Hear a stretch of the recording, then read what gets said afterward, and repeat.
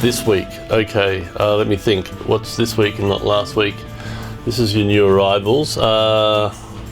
Actually, this week there's mention of the Academy Awards. So we could mention this one, though it's been out a few weeks, is Promising Young Woman, which is really good. I liked it.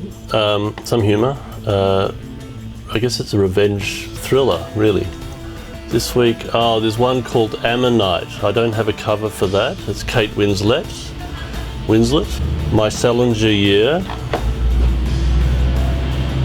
and with Sigourney Weaver. We have the latest Woody Allen, only because we had to get that from overseas.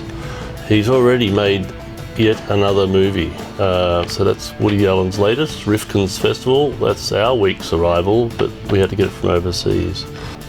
This week, well, not this week, but this week mentioned Academy Awards again. We got Soul nominated for music. Strangely, Trent Reznor with the jazz soundtrack that is Soul.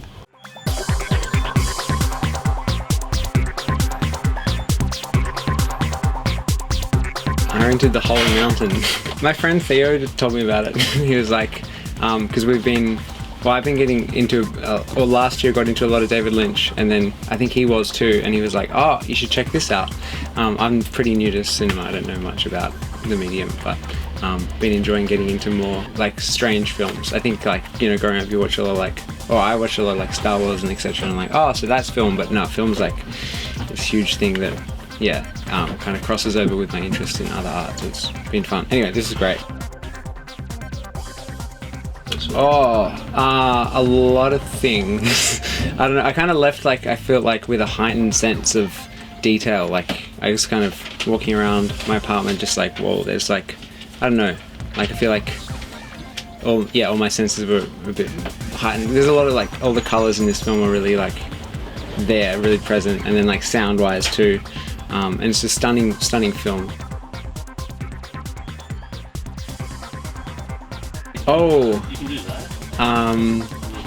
Revenge of the Sith came out when I was 10. It was probably that. I haven't seen it for years, but yeah, all my friends were obsessed with it, and we used to just run around like pretending to be in the scenes. It's a very dark film though, like compared to the other Star Wars films. Like, yeah, we were just like, yeah, new Star Wars. But then looking back, it's pretty, a lot of stuff happens in that.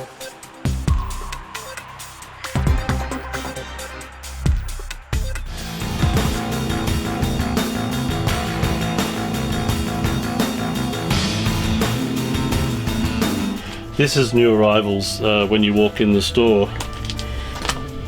So, in recent weeks, there we have a Jefferson Starship related thing. Paul Kantner reissued Blows Against the Empire. That's if you're into, if you like the Banshee style vocals of Goat, you like the original sort of inspiration for that sort of thing.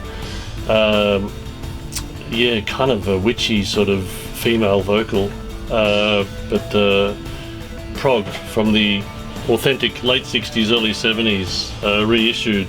Paul Kantner from Jefferson Starship.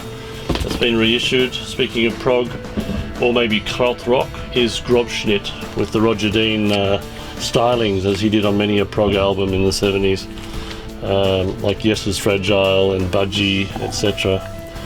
So Grobschnitt have, if you like krautrock, been reissued. Yes, there's a lot of Hendrix gets reissued, repackaged. It always has been, but at least they're tidying it up a little bit. If you get the official releases, there are fewer of them and well produced.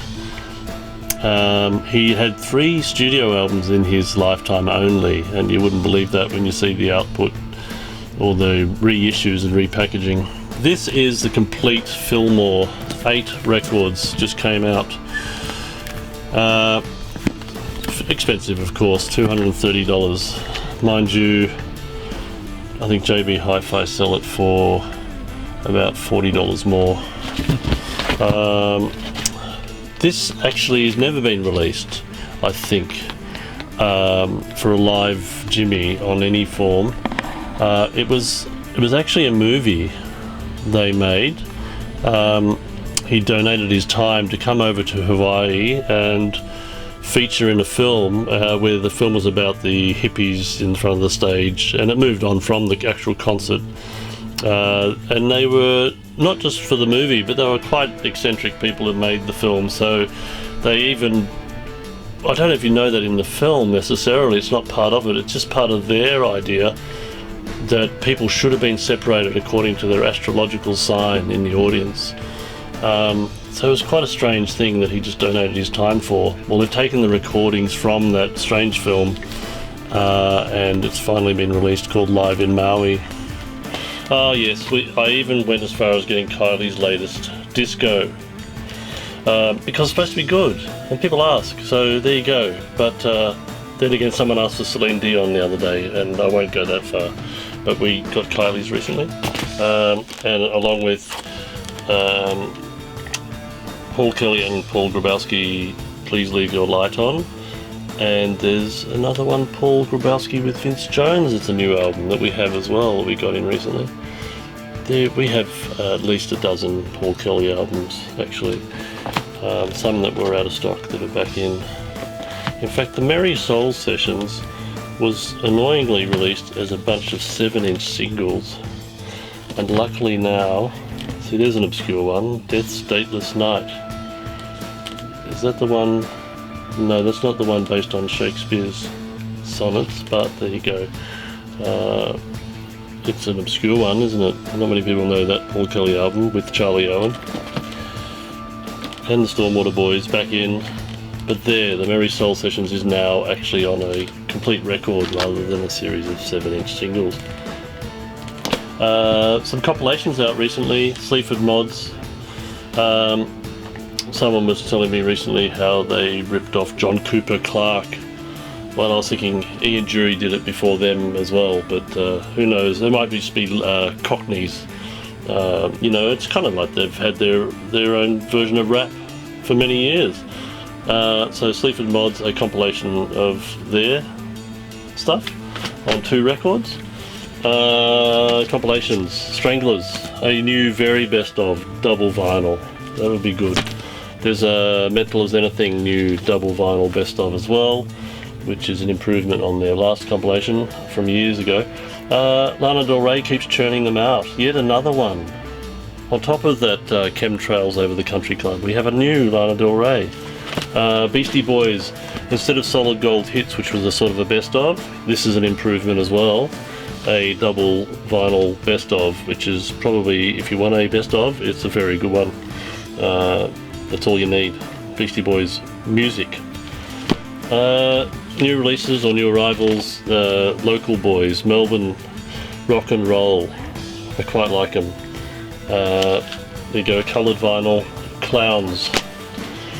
Re-released finally, Alice in Chains Facelift. A lot of people have been waiting for that. A new Boris album, the Japanese post-punk, would you call them?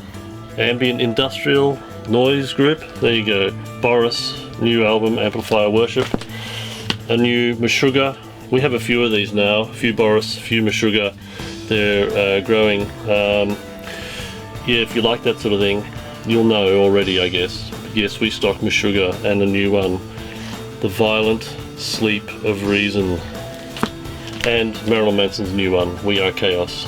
There you go. In summary, well, we have a lot of genres, a lot of everything, but that's some of this last few weeks.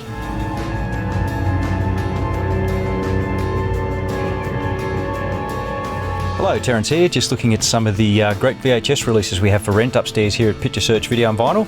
And this week's classic is The Lost Empire. A young policewoman, Angel, recruits 2 of her kick-ass friends to go undercover with her to expose the evil doings and diabolical happenings on the island fortress of Dr. Sindhu, played by Angus Scrimm. This tape has everything you'd expect and want from a low-budget mid-80s film. Dodgy acting, dreadful puns, bizarre stunts, crude special effects and animation. All in all, it's a good night in. Of course, no 80s video experience is complete without the previews, and only on a Palace tape will you see a preview for Ingmar Bergman's Fanny and Alexander, next to a trailer for Hot Dog, the movie. The Lost Empire, one of the many lost classics available for rent here at Picture Search Video and Vinyl.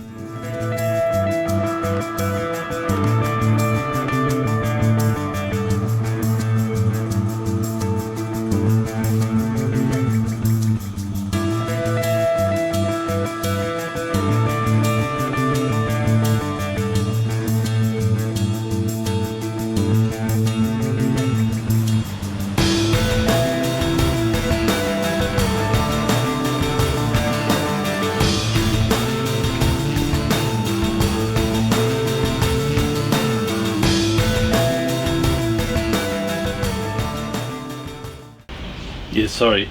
I guess happy interruption there. Satisfied customer.